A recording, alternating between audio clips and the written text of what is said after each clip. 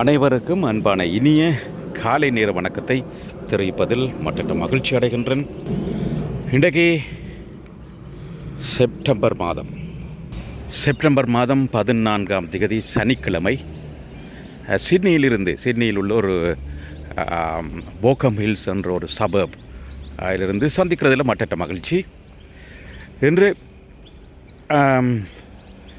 ஒரு தேர்தல் நாள், அதாவது ஆஸ்திரேலியா நியூ சவுத் வேல் மாநிலத்தில் ஒரு தேர்தல் நாளாக காணப்படுகிறது. இங்கு தேர்தல் எனும் பொழுது நாங்கள் இது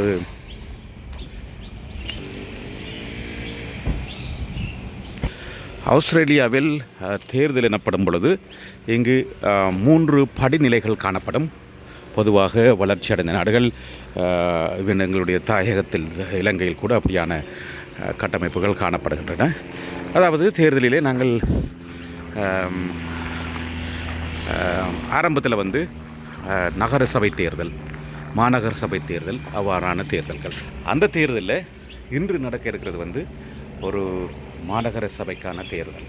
அதாவது சிட்டி கவுன்சில்ஸுக்கான கவுன்சில் உறுப்பினர்களை முடிவுகளை எடுப்பதற்காக நடத்தப்படும் தேர்தல். அதனைத் தொடர்ந்து இருக்கிறது அடுத்த லெவல் ஸ்டேட் கவர்மெண்ட், அதாவது நியூ சவுத் வேல், விக்டோரியா, ஏசிடி அவ்வாறு உள்ள தேர்தல், அவ்வாறு உள்ள ஸ்டேட் கவர்மெண்ட்டுக்கான தேர்தல் நடக்கும். அதுக்கு பிறகு ஃபெடரல் தேர்தல் நடக்கும். அந்த வகையில் இன்றைக்கு ஒரு அழகான நாள். அந்த தேர்தலை பற்றி வேறு இடங்களில் எவ்வாறு இருக்கிறது என்று பார்ப்போம். இந்த தேர்தல் தொகுதியில் குறிப்பாக நாங்கள் முதல் பார்த்துருந்தோம், ஒரு தமிழாலும் இதில் போட்டியிடுறார். லிபரல் கட்சி என்ற கட்சியில் போட்டியிடுறார். அது உலகத்தில் எல்லா இடமும் கிட்டத்தட்ட இப்போ 100க்கும் மேற்பட்ட எம்பிக்கள் இருப்பதாக கேள்விப்படுறோம். தமிழ் எம்பிக்கள் கனடா, யூகே, அவ்வாறாக எல்லா நாடுகளையும், சிங்கப்பூர், மலேசியா, தமிழர்கள் புலம்பெயர்ந்து வாழும் நாடுகள் எல்லாத்துலேயும் இருக்கணும். அப்படி அரசியலில் தமிழர்கள் வெவ்வேறு இடங்களில் எல்லா இடத்தையும் வேறு கட்டங்களில் போய் கொண்டிருக்கிறோம். அந்த வகையில் நாங்கள் இன்றைக்கு இதை போய் பார்க்க போகிறோம்.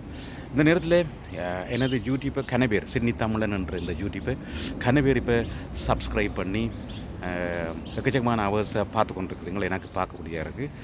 சில யூடியூப்ஸ் சில பதிவுகள் கிட்டத்தட்ட 50,000 பேருக்கு மேலே பார்த்துக்கிறீங்கள். நன்றி. அத்தனை பேருக்கும் நன்றியும் வாழ்த்துக்களையும் தெரிவிக்கிறேன். தொடர்ந்து உங்களுடைய ஆதரவை தாருங்கள். அதே நேரத்தில் பார்க்குற டைமும் கனவேர் கூட நேரம் யூடியூப்ஸை பார்த்துக்கிறீங்கள். பார்க்குற அவர்ஸ் நிறைய வந்திருக்கு எனக்கு. நான் அதே நேரத்தில் ஒன்றை பார்த்துருப்பீங்க நீங்கள், நான் யூடியூப்பில் ஒரு வித அட்வர்ட்டும் போடுறேன். கனவேர் எனக்கு கேட்டிருந்தேன், எனக்கு யூடியூப் வருமானம் உள்ள வருதுன்னு சொல்லி நான் அதை சொல்ல வேண்டிய கடமை இருக்குது. யூடியூப்பில் எனக்கு வருமானம் ஜீரோ தான் வருமானம். ஏனென்றால் யூடியூப் வருமானத்தை வருவிக்கிறன்ற அட்வர்ட் போடணும். நான் அட்வர்ட் போடுறேன் இல்லை, நீங்கள் பார்த்துருப்பீங்கள். கனவேர் எனக்கு நேராக கேட்டுக்கிறீங்கள், மற்றது பின்னால் கேட்டுக்கிறீங்கள். அப்படி கனவேர் கேட்டுக்கிறீங்கள்.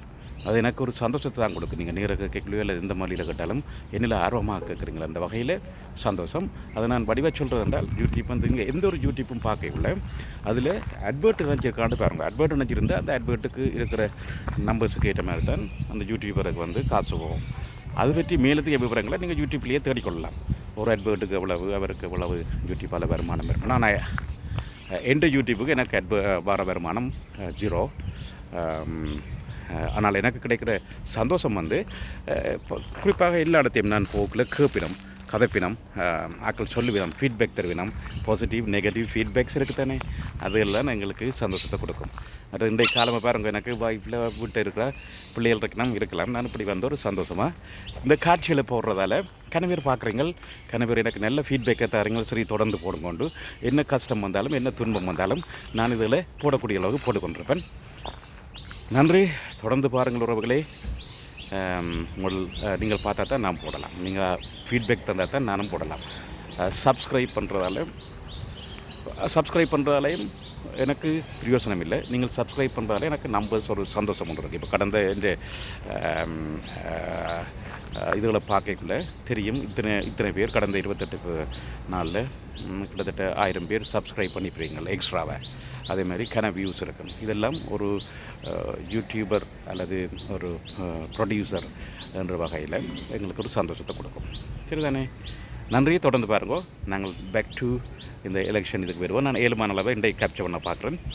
தொடர்ந்து பாருங்க.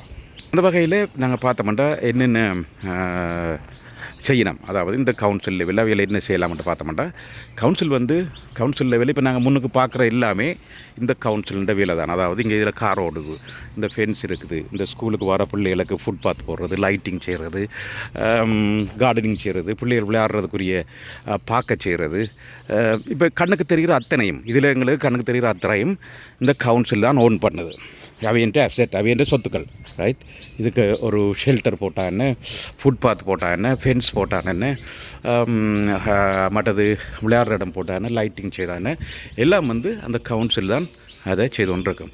அதை விட வீடுகள் அமைக்கிறது, வீடுகளை சப்டிவைட் பண்ணி அந்த சப்டிவிஷன் அப்ரூவல் கொடுக்குறது, வீடு எப்படி இருக்கணும், எந்த இடத்துல இருக்கணும், என்ன கலரில் இருக்கணும், என்ன மாதிரி ஆர்கிடெக்சர் அந்த இடத்துல கட்டலாம், மரங்கள் என்ன மரம் எந்த இடத்துல நடவணும், சயின்ஸ், பார்க்கிங் ஃபைன்ஸ், எலக்ட்ரிக் கான்டியூட்ஸ், இந்த லைட்டிங் எல்லாம் நாங்கள் நினைக்கலாம் இது வேறு ஒத்தாரிட்டியின் வேலையண்டு அப்படியாண்டு இல்லை. இது அத்தனைக்கும் இந்த லோக்கல் கவர்மெண்ட் தான் பே பண்ணணும். அவை தான் இதுக்கு இந்த வயரிங் போடுறதுக்கு காசு, இந்த லைட் பத்துறதுன்ற காசு, பல்ப் சுட்டாக மாற்றுறது எல்லாம் அவை தான்.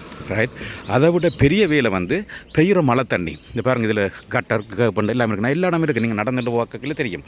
இதில் தெரிகிற இந்த அத்தனை பிட்ஸ் எல்லாமே கவுன்சில் தான் மெயின்டைன் பண்ணும். வானத்துலேருந்து விழுகிற அத்தனை மழை துளியையும் கொண்டே ஃபில்டர் பண்ணி கஞ்சல் குப்பை இல்லாமல் சரியாக அந்த நீர்த்தேக்கங்களுக்கோ அல்லது அதை ரீசைக்கிள் பண்ணி அதை கொண்டே பாவிக்கிற அத்தனையும் ஒரு கவுன்சிலின் வேலையாக இருக்கும். அந்த கவுன்சில் தான் அந்த வேலையில் செய்து கொண்டு இருக்கும். அப்போ அதுக்குரிய வருமானங்கள், அதுக்குரிய செலவுகள் எல்லாம் கவுன்சில் தான் மேற்கொள்ளும். சரிதானே? இப்படி வாங்க, தொடர்ந்து பார்த்து கொண்டிருப்போம். நீங்கள் உங்களோட கேள்விகளை இதில் போடுங்க. நான் ஏழுமான பதிலை எனக்கு தெரிஞ்ச அளவில் தந்து கொண்டிருப்பேன். அது மட்டும் இல்லாமல் சில கேட்ச்மெண்ட், சில ஏரியாவில் பெரிய டேம்ஸ் கூட இருக்கும். அதாவது மழை நீரை தேங்க வச்சு அதை சுத்திகரித்து அதில் ரீக்ரியேஷனல் ஆக்டிவிட்டீஸ் நடக்கும், மற்றது குடிக்கலாம், அப்படியான நிறைய வேலைகள் நடக்கும். அது அத்தனையும் இந்த கவுன்சில் லோக்கல் கவர்மெண்ட்டில் செய்விடும். அதுக்கடுத்ததாக ஸ்டேட் கவர்மெண்ட் வரைக்கும் ஸ்டேட் கவர்மெண்ட் என்ன செய்யும், schools, primary school, high schools அதுகளை செய்யும். அதுக்கு பிறகு ஃபெடரல் 2 வரைக்கும் அது பெரிய வேலைகள், டாக்ஸேஷன் சம்மந்தப்பட்ட வேலைகள், மற்றது பெரிய வீதிகள் சமைக்கிறது, ஸ்டேட் ஹைவே ஒன்று இருக்குது, அதே மாதிரி ஃபெடரல் ஹைவேஸும் இருக்குது. ரைட்? அதே மாதிரி இப்போ நாங்கள் நிற்கிற இடம் லோக்கல் ரோட்ஸ் எக்கச்சக்கமான லோக்கல் ரோட்ஸ் இருக்குது. உங்களுக்கு தெரியும், எத்தனையோ 1000 கிலோமீட்டர்ஸ் பைப்லைன்ஸ். ரைட்? இருக்குது. Water means strong water pipelines. Drinking water சிட்னியில் சிட்னி வாட்டர்ன்ற ஒரு நிறுவனம் செய்யுது. மற்றது ரூரல் ஏரியாவில் உள்ள கவுன்சில் வாட்டரையும் கவுன்சில் எல்லாம் செய்யும். சரிதானே? வாங்க உள்ளுக்கு போய் பார்ப்போம். இதுதான் இமானுவேல் செல்வராஜா என்றால் இன்றைக்கி இந்த தொகுதியில் போட்டிடுறார். சரி, இதில் பார்த்திங்கன்னா தெரியும் என்ன மாதிரி போட் பண்ணுறதுன்னு போட்டிருக்கு. அதாவது குரூப் ஏ என்றில் செல்வராஜா, லீஷுக், நியூலாண்ட் என்று 3 பேர் போட்டியிடணும். குரூப் பி லிபரல், அதை விட இன்னும் ஒரு கட்சியும் இருக்குது. சரிதானே? நீங்கள் எலெக்ஷனில் 1 போடலாம், அல்லது 1, 2, 3 போடலாம். அப்படி தான் நீங்கள் இந்த voting சிஸ்டம். வாங்க உள்ளுக்கு போய் பார்க்கலாம். How to vote. ஸோ இது சீமா ராகவ் அவ தான் தந்துருக்குறா. அவ independent.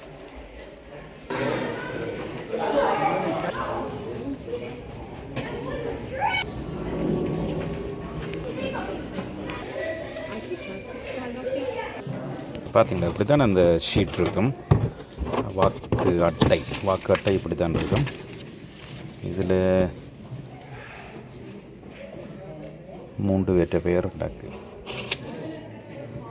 3 councillors. This வார்டுக்கு 3 councillors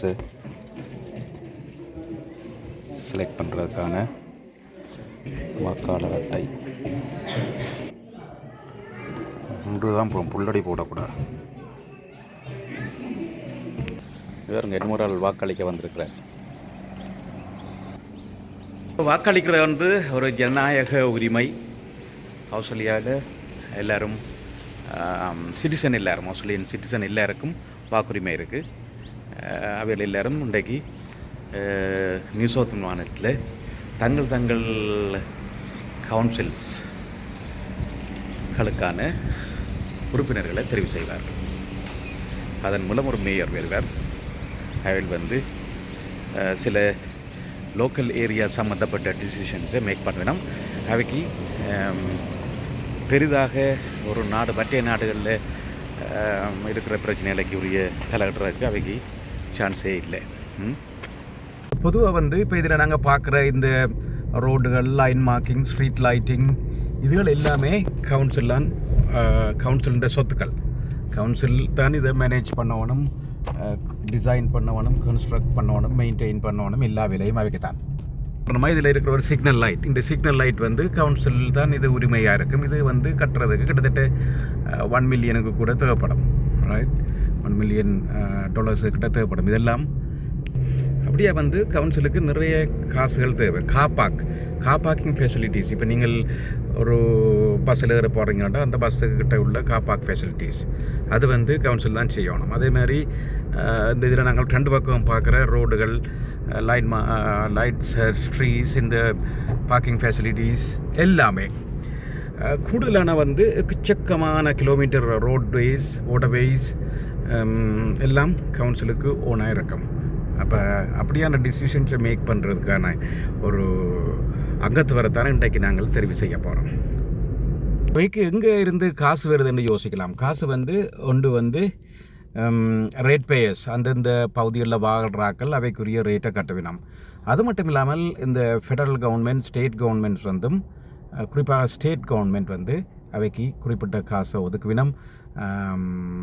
footpath அல்லது சயாட் பாத், சைக்கிள் பாத் அல்லது ஸ்ட்ரேட் ரோட்ஸ் அண்ட் இருக்கிற ரோட்ஸை மெயின்டைன் பண்ணுறக்கூடிய காசுகள், அப்படி கணக்கு ஃபண்ட்ஸ் வந்து மற்ற இடங்களில் இருந்தும் அவை கிடைக்கும். ஸோ இங்கே பாருங்கள், இந்த ரோட்டில் பார்த்தால் எத்தனையோ டிராஃபிக் டிவைசஸ் என்று சொல்லக்கூடிய ஐலண்ட்ஸ், ரவுண்ட் அபவுட்ஸ், ஸ்பீட் ஹம்ப்ஸ், அப்படியான ஃபெசிலிட்டிஸ் நிறைய இருக்கும். இதில் அத்தனையுமே இந்த லைன் மார்க்கிங்ஸ் எல்லாமே இந்த கவுன்சில் தான் அதை டிசைன் பண்ணி, கன்ஸ்ட்ரக்ட் பண்ணி, மெயின்டைன் பண்ணும்.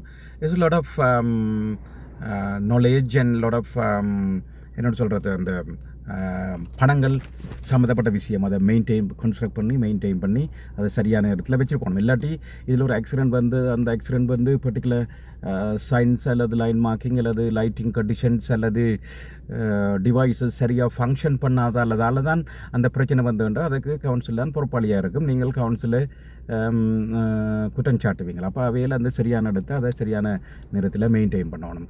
இதே நேரத்தில் இந்த எலெக்ஷன் சம்மந்தமாக கதைக்குள்ளே இன்னும் ஒரு விஷயம் என்னென்றால், எலெக்ஷன் வந்து ஆஸ்திரேலியாவில் இந்த பிரஜா உரிமைகள் அத்தனை பேரும் வாக்குரிமை உள்ளவர்கள் வாக்களிப்பது ஒரு கட்டாயம். அப்படி கட்டாயமாக வாக்களிக்காட்டி நீங்கள் அதை பகிஷ்கரித்தாலோ, எலெக்ஷனை பகிஷ்கரித்தாலோ, அல்லாட்டி ஓட் பண்ணாமல் எந்த ஒரு காரணத்துக்காக விட்டாலோ, தகுதியான காரணங்களை காட்டப்படா அப்படின்னு நீங்கள் அதுக்கு ஃபைன் கட்ட வேணும். இப்போ நீங்கள் வெளிநாட்டுக்கு போயிருக்கிறீங்க என்றால் அந்த வெளிநாட்டுக்கு போகக்கூடிய பாஸ்போர்ட் அத்தாட்சிகளை காட்ட வேணும். சுவாமி இல்லைன்ற அத்தாட்சியை காட்ட வேணும். அப்படி நிறைய வேலை இருக்கும் வாக்கு உரிமையை சரியாக பயன்படுத்தாவிட்டால். சரி, இப்போ இதில் நீங்கள் பார்த்து கொண்டிருக்கிற வந்து ஒரு குட்டி ரவுண்ட் அபவுட், மவுண்டபிள் ரவுண்ட் அபவுட்னு சொல்கிறது. இப்போ இதில் நடுவில் ஒரு பெருசாக கார்டனிங்கோ ஒன்றும் இல்லை, ஒரு சின்ன ஒரு லேன், சிங்கிள் லேன்ஸான எல்லா பக்கத்துலேயும் வந்து போகும். இப்படியான ரவுண்ட் அபவுட் கட்டுறதுக்கு கிட்டத்தட்ட உங்களுக்கு ஒரு $300,000 மட்டும் தேவைப்படும். பேமெண்ட் வேலையிலிருந்து லைட்டிங் வேலைகள் எல்லாம் செய்கிறதுக்கு. ரைட், பார்க்க சும்மா சின்ன ஒரு இதாக இருக்குது. ஆனால் இதில் உள்ள நிறைய டிசைன் இன்புட்ஸ் போட வேணும். அது மட்டும் இல்லாமல் அதை கட்டி முடிக்கிறதுக்கும் எக்கச்சக்கமான காசு தேவைப்படும். இதுகளெல்லாம் கவுன்சில் தான் பொறுப்பேற்று செய்ய வேணும். அதனால் அந்த ஸ்மூத்தான ஒரு டிராஃபிக் ஃப்ளோ இருந்து கொண்டு இருக்கும். ஸோ இந்த பகுதி வந்து இப்போ நாங்கள் நிற்கிற இடம் வந்து தமிழர்கள் பெரும்பகுதியாக வாழும் பகுதிகள் பெண்டல்கில் வெண்பத்தில் அப்படியான பகுதியில் நினைக்கிறோம். இந்த கடை தெருவை பார்க்க தெரியுது, முழுக்க தமிழ் கடை தான் 2 பக்கம் இருக்கும். இது இருக்கிற தொகுதி கம்பலேண்ட் என்ற நகர சபைக்கு கீழ்ப்பட்ட தொகுதி. அப்போ இங்கே நிறைய தமிழ் வாக்காளர்கள் இருக்கணும். அந்த வகையில் தமிழ் எலெக்ஷன் போர்ட்ஸை தேடி கணக்கு பேர் எலெக்ஷன்லேயும் போட்டியிடணும். குறிப்பாக இந்த முறை சுஜன் செல்வன் என்று சொல்லி ஒரு அருமையான தம்பியோரால் அவர் சமூக வேலைகளில் ஈடுபடுறவர். அவர் எலெக்ஷன் கேட்குறார் பசுமை கட்சியில். எனக்கு பிடிச்சமான ஒரு கட்சி பசுமை கட்சி.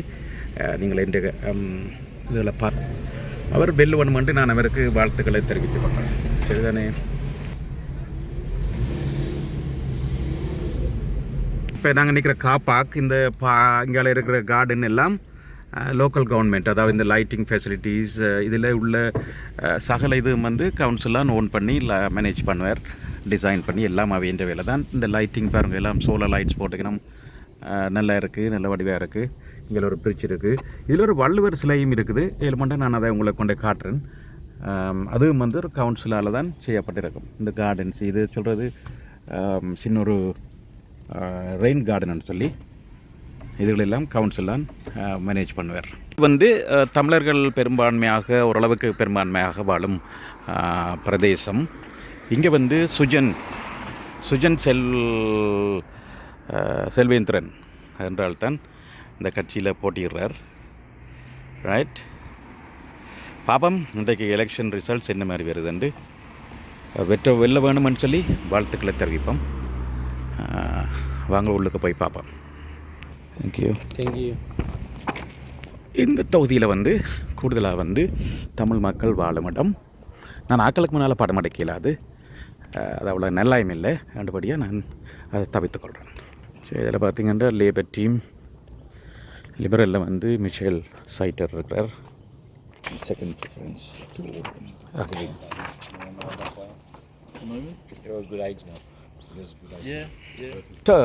வணக்கம். இப்போ நான் இந்த வாக்களிக்கிற இடத்த வந்திருக்கிறோம். சுஜிவன் செல்வேந்திரன் அவர் தெரியும் உங்களுக்கு. சிட்னியில் மிகவும் பிரபலமானவர். தாயகத்தில் கூட சென்று பல வேலைகளை இந்த கொரோனா காலத்தில் நின்று செய்ததை நாங்கள் பார்த்துருக்குறோம். செல்வேந்திரன் சுஜன் அவர் பசுமை கட்சியில் போட்டியிடுறார். ஸ்டேட் கவர்மெண்ட்லேயும் போன முறை போட்டியிட்டவர். போன முறை எலெக்ஷனில் சரியான ஒரு நரோ மார்ஜினில் அவர் தோற்றுருக்கிறார். 200 வாக்குகளெல்லாம் நான் நினைக்கிறேன் தோற்றுருக்கிறாரு.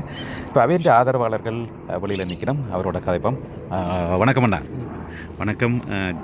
சுஜன் அவர்களை பற்றி பல விஷயங்கள் நாங்கள் கேள்விப்பட்டிருக்கிறோம். அவர் இந்த முறை வெல்ல வேணுமென்று வாழ்த்துக்களை தெரிவித்துக் கொள்கிறோம். இதில் இருக்கிற சுஜன் பல மக்கள் இந்த முறை உலகளாவிய ரீதியிலேயே தெரியும் எங்களுக்கு. அரசியலில் தமிழர்கள், குறிப்பாக ஈழத்தமிழர்கள் பல நாடுகளிலேயும் போட்டியிட்டு வெற்றி அடைந்து வரார்கள். கனடா, லண்டன், அதே மாதிரி ஐரோப்பிய நாடுகள், மலேசியா, எல்லா இடத்தையும். அந்த வகையிலே சொல்லுங்க, சுஜன் இந்த முறை எங்கே நிற்கிறார்? இப்போ இன்றைய கால காணையில் எங்கே நிற்கிறார்? பேர் வந்து கொண்டிருக்கிறார். என் பேர் சிவகுமாரன். நான் ப்ளூ எலிஃபென்ட் ரெஸ்டாரண்ட் தெரியும். சிவா ப்ளூ எலிஃபென்ட் எல்லாருக்கும் தெரியும். நான் என்னென்றால் சுஜனுக்கு சப்போர்ட் பண்ண காரணம் என்றால் ஒரு தமிழால் கட்டாயம் உங்களுக்கு உதவி செய்யணும். அவர் இங்கே இருக்கிற எத்தனையோ நாடு கடந்த வாக்களுக்கு உதவி செய்து கொண்டிருக்கின்றார். அங்கேயும் ஸ்ரீலங்காலையும் போய் எத்தனையோ சாரிட்டி ஒர்க் செய்திருக்கார். இவர் 10வது வருஷம் கேட்டுக்கொண்டிருக்கின்றார். அவர் முயற்சியை விடவில்லை. ஆனால் இந்த முயற்சி இந்த முறை திருவிழாமல் நினைக்கவும் அதால் இவருக்கு சப்போர்ட் பண்ணேன் அப்படின்னு சொல்லி தான் நான் இங்கே வந்திருக்கிறேன். உண்மையிலேயே பாராட்டுகள். நான் அவரோட ஒரு ரேடியோ இன்டர்வியூ கூட செய்திருக்கிறோம். 10வது வருஷம் கேட்குறார். இன்னும் அவருக்கு லோக்கல் கவர்மெண்ட்டில் பெரிய இருக்கின்ற உண்மையில் எங்களுக்குரிய ஒரு கவலையான ஒரு விஷயமா இருக்குன்னு. இவ்வளவு தமிழர் இருக்கிறோம். தமிழ் ஏரியாவில் ஒரு தமிழால் வச்சுக்கொண்டால் தமிழால் எங்களுக்கு எத்தனையோ உதவி செய்யக்கூடிய தமிழ் எங்களை குடிபெயர்ந்த ஆட்களுக்கு எத்தனையோ விதமாக உதவி செய்யலாம். நிச்சயமாக. அது மாதிரி அது மாத்திரமல்ல, இவர் இங்கேருந்து கொண்டே எத்தனையோ பள்ளிகளுக்கு, பள்ளிகளுக்கு, இடங்களுக்கு கம்ப்யூட்டர் எத்தனை விதமான உதவியெல்லாம் கொண்டு செய்து கொண்டிருக்கிறார் ஸ்ரீலங்கா. நிச்சயமாக அந்த லோக்கல் கவர்மெண்ட் வரைக்கும் லோக்கல், அதாவது மக்கள் கூடுதலாக சொரிஞ்சு வாழும் தமிழ் மக்கள் சொரிஞ்சு வாழ்கிற இடம். அண்மையிலேயே நாங்கள் இந்த திருவள்ளுவர் சிலையை கொண்டு வச்சிருக்கணும். அது ஒரு நல்ல விஷயம். அப்படியான வேலையில் நிறைய தமிழ் மக்களுக்கு லோக்கல் கவர்மெண்ட்டால் செய்யலாம். ஸ்ட்ரீட்டுக்கு தமிழ் நேம்களை போடுறதுலேருந்து இப்போ இன்னும் பல மற்றது அது மட்டும் இல்லாமல் காப்பாக் ஃபெசிலிட்டிஸ், எங்களுக்கு இங்கே உள்ள சீனியர் சிட்டிசன் தமிழ் சீனியர் சிட்டிசன்ஸ்க்குள்ள வேலைகள் அப்படி நிறைய சொல்லுங்கள். நீங்கள் சொல்லுங்கள், அதை சொல்லவா? நீங்கள் சொல்லுங்கள். தமிழாக்களுக்கு மாத்திரம் இல்லை, எத்தனையோ புலம்பெயர் புலம்பெயர் வந்த மற்ற இனத்தவர்களுக்கும் அவர் உதவி செய்து தான் இருக்கின்றார். ஆனால் நாங்கள் தமிழ்லேருந்து வரைக்கும் தமிழ் ஆக்களுக்கு ஹெல்ப் பண்ணுறது கட்டாயம் எங்களோட நோக்கமாக இருக்க வேண்டும். எங்களை ஒரு தமிழ் பிள்ளை ஒரு பார்லிமெண்ட்டுக்குள்ளே போய் எங்களுக்காக கதையக்கூடிய வாய்ஸ் அவர் கட்டாயம் நிச்சயமாக ஒரு ஆரம்பம். அதாவது ஒரு ஃபெடரல் கவர்மெண்ட்டில் போய் பெரிய பார்லிமெண்ட்டுக்கு வாரண்டாலும் இல்லை ஸ்டேட் கவர்மெண்ட்டுக்கு போய் இது ஒரு ஆரம்ப புள்ளியாக இருக்கிறது. இங்கே நீங்கள் அவர் வேலைகளோ இன்றைக்கு வேலைகளோ அடுத்ததாக லேபரை வந்து அவருக்கு அணுகலாம், அணுகி தங்களுக்கு ஆதரவை கேட்பினோம். அப்புறம் அப்படி படிப்படியாக அவற்ற வாழ்க்கையில் இலங்கை தமிழர்கள் அல்லது ஈழத்தமிழர்கள் இந்திய தமிழர்கள் எல்லாருக்குமே ஒரு பெரிய ஒரு இதாக இருக்கும், என்ன நல்ல ஒரு விஷயத்தை சொல்லக்கூடியதாக இருக்கும் பார்லிமெண்ட்டில் போய் எங்களோட அரசியல் பிரச்சனைகளை. நன்றி நன்றி, மிக்க நன்றி. சுஜனுக்கும் கருத்துக்களை தெரிவித்துக் கொள்கிறேன். நன்றி ஐயா.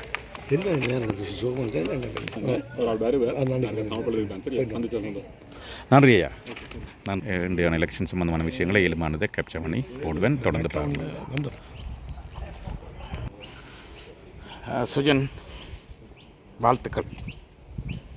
இப்படியான விஷயங்கள் கதை கேட்கல எனக்கு இயற்கையாகவே ஒரு கவலை வருவது வழக்கம். அதாவது நாங்கள் எவ்வளோ கஷ்டப்பட்டு புலம்பெயர்ந்து இங்கே வந்து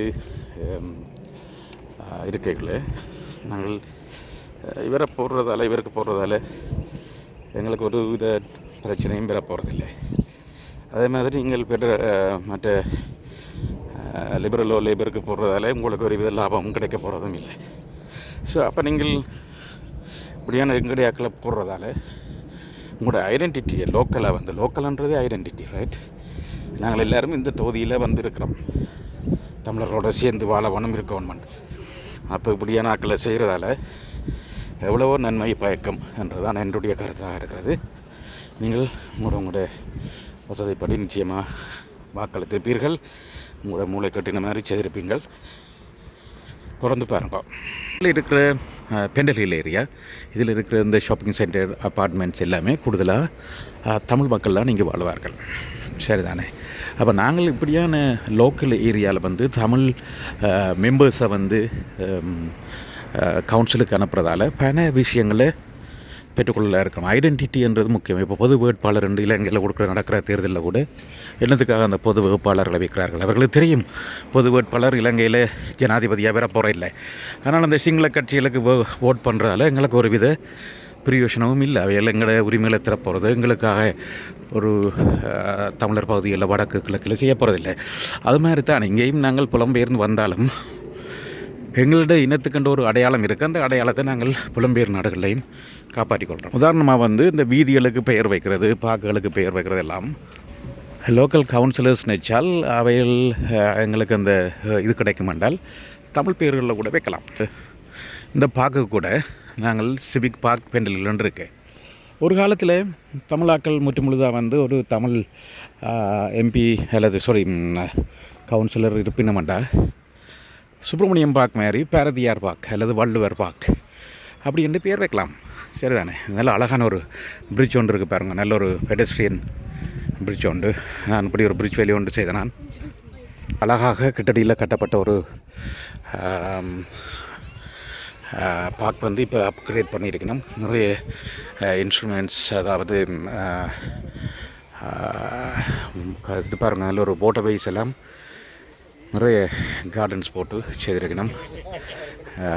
சொல்கிறது வாட்டர் சென்சிட்டிவ் ஏர்பன் டிசைன்னு சொல்லிவிட்டோம். வாட்டர் சென்சிட்டிவ் ஏர்பன் டிசைன்டா இப்போ இதில் வந்து இந்த வாட்டரை வந்து நல்ல வடிவாக தூய்மையாக்கி நல்ல ஒரு தண்ணியை இருக்கிற இதுகள் எல்லாத்தையும் ஃபில்டர் பண்ணி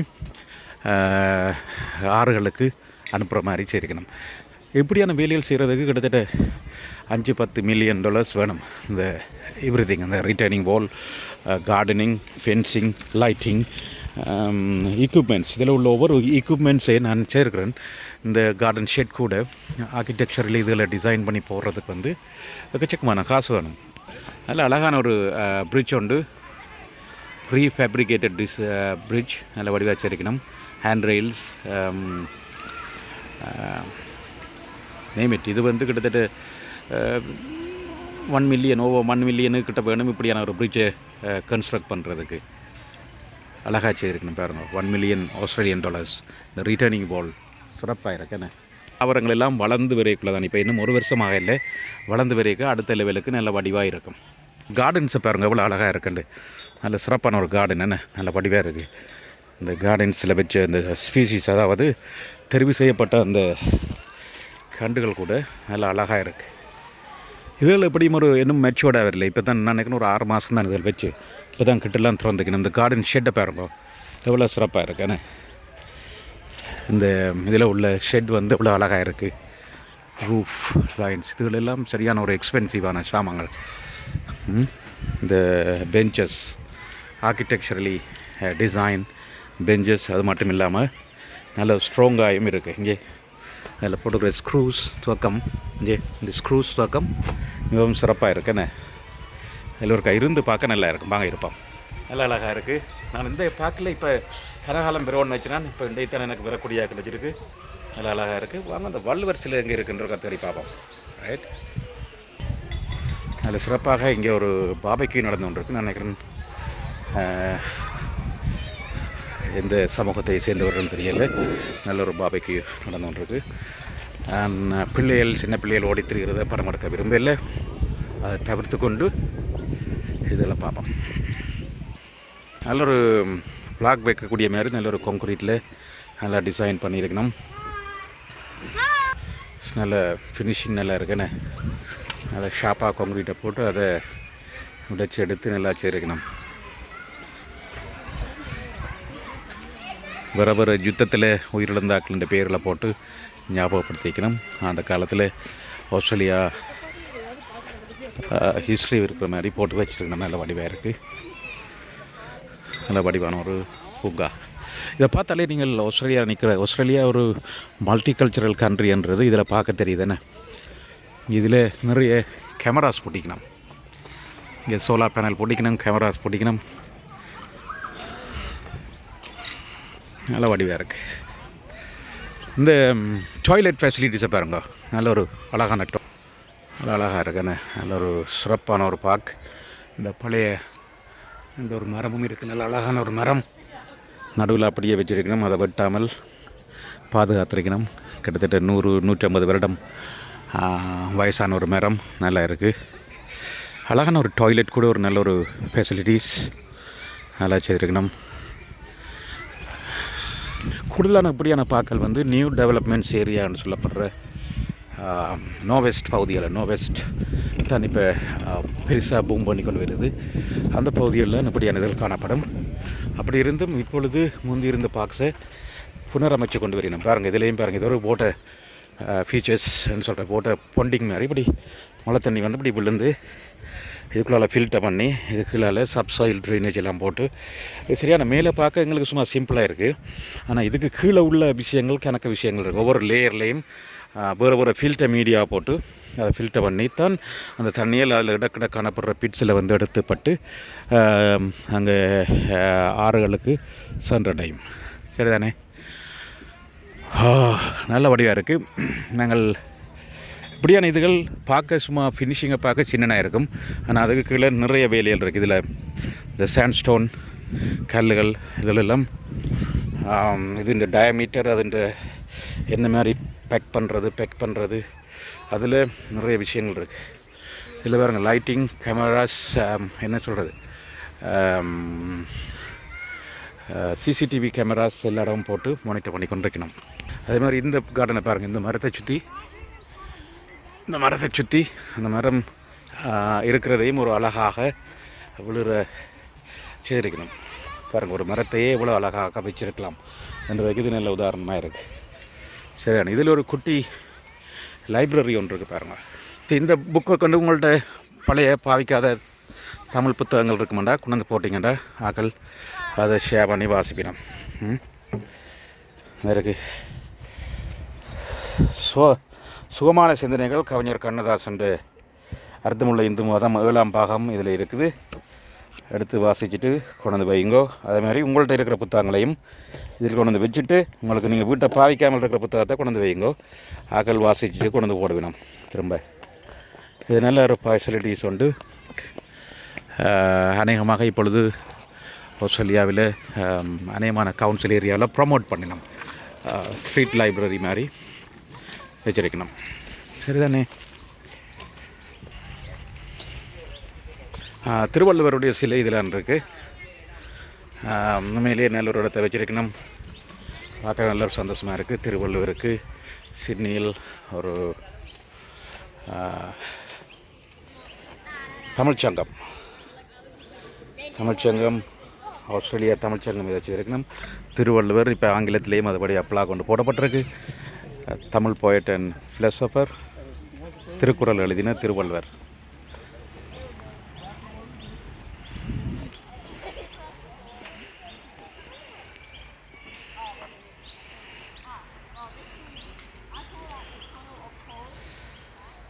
உண்மையிலேயே நல்ல அழகான இடத்த நல்ல ஒரு பூங்காவில் திருவள்ளுவர் சிலையை வச்சு கௌரவித்தது தமிழ் மக்களுக்கு ஒரு சிறப்பு ஊட்டுறது.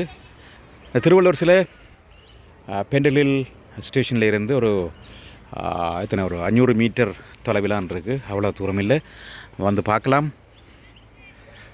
திருவள்ளுவர் கையில் உள்ள எழுத்தாணி, அச்சு எழுத்தாணி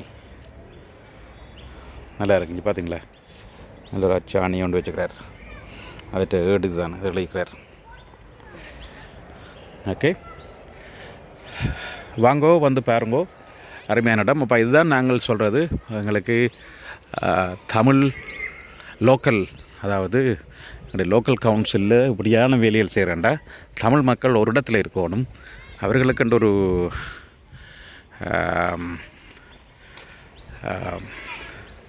மெம்பர், ஒரு ஆள், அவருக்கு ஒரு ஆளை தேர்ந்தெடுக்க வேணும். தேர்ந்தெடுத்தால் தான் இப்படியான வேலைகளை செய்யலாம். இப்படி பல வேலைகளை செய்யலாம். இது ஒரு வேலை, இப்படி கன வேலைகளை செய்யக்கூடியதாக இருக்கும். சரிதானே? இப்போ இன்றைக்கு திருவள்ளுவர் இருக்குது. இன்னும் ஒரு காலத்தில் ஹூனோ ரைட், இந்த பாக்குக்கு திருவள்ளுவர் பாக் என்று கூட பெயர் வரலாம். அதுக்கு நீங்கள் உங்களோட அங்கத்தவராக இந்த கவுன்சிலுக்கு அனுப்புகிறீங்கள். அவர் அங்கே என்ன செய்ய போகிறாருன்றதெல்லாம் இருக்கு. சரி, இப்படி சின்னத்தான் விஷயங்களை ஆரம்பிக்கலாம். லோக்கல் கவர்மெண்ட்டில் இருந்தால் நான் ஆரம்பிக்கலாம். ஓகே, சரி. நிறைய விஷயங்களை இன்றைய தேர்தல் நாளில், லோக்கல் கவுன்சில் தேர்தலில் கதைச்சிருக்கிறோம். சரிதானே? அப்போ நாங்கள் இன்னும் ஒரு பதிவில் சந்திப்போம். அது வரைக்கும் உங்களுக்கு இந்த பதிவு பிடிச்சிருந்தால் லைக் பண்ணுங்க, ஷேர் பண்ணுங்க. இதுவரைக்கும் நீங்கள் வாக்களிப்பில் கலந்து கொள்ள வேண்டாம். இன்றைக்கு சிட்னியில் குறிப்பாக கம்பளைன் கவுன்சிலில் இருக்கிறார்கள் பார்க்குறீங்கள். நிச்சயம் எனக்கு இப்போ பார்வையாளர்கள் கிட்டத்தட்ட 80% ஆட்கள் ஆஸ்திரேலியாவில் இருக்கிறீங்கள். அதிலே மெல்பர்னில் கிட்டத்தட்ட சிட்னியில் வந்து அந்த 80% இன்னும் ஒரு 80% சிட்னியில் இருக்கணும். மற்ற பெர்த், அடலைட், மெல்பர்ன் எல்லா இடம் இருக்கிறீங்கள். ஆனால் இங்கே கூட இருக்கிறீங்கள். அப்போ என்ற கூடுதலான பார்வையாளர்கள் சிட்னி தமிழன், ரைட்? அதுக்காண்டி மற்றாக்கள் நான் குறைச்சி கூடல. நான் சிட்னியில் உள்ள சம்பவங்களையும் கதைச்சி வரேன் கூடுதலாக. உங்கள் ஆதரவுக்கு நன்றி. தொடர்ந்து பாருங்கோ. நான் சொன்ன மாதிரி என்ற பதவிகளில் அட்வர்ட்ஸ் ஒன்றும் இருக்காது, ஸ்கிப் பண்ண தேவையில்லை, தொடர்ந்து பார்க்கலாம். அதே மாதிரி உங்களுடைய ஃபங்க்ஷன்ஸை வந்து நான் முதல் சில ஃபங்க்ஷன்ஸ் போட்டிருந்தேன். அது அவையல் பெர்மிஷனோட அவையல் சொல்லித்தான் போய் எடுத்தேன் நான். அப்படி உங்களோட ஃபங்க்ஷன்ஸும் நீங்கள் போட வேணும். அதன் மூலம் மக்களுக்கு இங்கே நடக்கிற விஷயங்களை காட்டணும் என்றால் என்னோட தொடர்பு கொள்ளுங்கோ. அதுக்கு நான் ஒரு வித சார்ஜஸும் இல்லை, ஒன்றும் இல்லை. வந்து உங்களுக்கு அதை செய்து தருவேன். எனக்கு நானும் ஃப்ரீயாக இருந்தால் வந்து செய்வேன். சரிதான்? எனக்கு நேரம் இருக்கணும். நான் ஒரு முழு நேர எனக்கு தொழில் இருக்குது, அதை செய்து கொண்டிருக்கேன். இது ஒரு சின்ன ஒரு ஹாபியாக தான் செய்கிறேன். கண்டபடியால் நீங்கள் அப்படியான வரைக்கும் சொல்லுங்க, நான் வந்து செய்தார். சரிதானே? மீண்டும் ஒரு பதிவில் சந்திப்போம். அது வரைக்கும் உங்களிடமிருந்து அன்பு வணக்கங்களை கூறி விடைபெறுவது என்றென்றும் உங்கள் அன்பின் ஸ்ரீதரன் திருநாவுக்கரசு.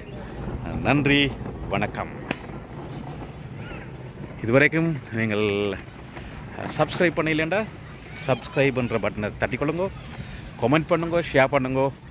பிடிச்சிருந்தால் மற்றாக்களுடன் பகிர்ந்து கொள்ளுங்கள். என்றென்றும் நன்றியுடன் ஸ்ரீதரன் திருநாவுக்கரசு. ஓகே, பாய் நன்றி, வணக்கம். எலெக்ஷன் வருது எங்கே இலங்கையிலேயும் எலெக்ஷன் வருது. அது 11 நான் போட்டுக்கிறேன். இன்னொரு கதைச்சு யாருக்கு ஓட் பண்ணுங்கன்னு சொல்லல.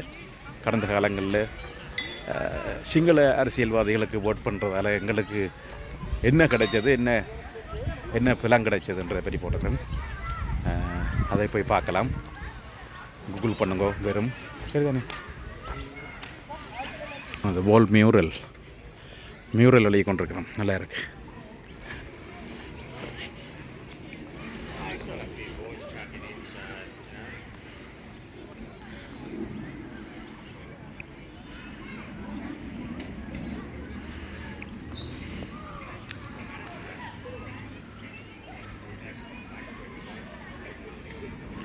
மியூரல் ஆர்ட் வந்து இங்கே ப்ரொமோட் பண்ணப்படுது. இந்த மியூரல் செய்கிறதுக்காண்டி சில போல்ஸ் வந்து கவுன்சிலால் டெடிகேட் பண்ணியிருக்கு. அந்த வகையில் இதுலேயும் ஒரு மியூரல் ஆர்ட் இருக்குது.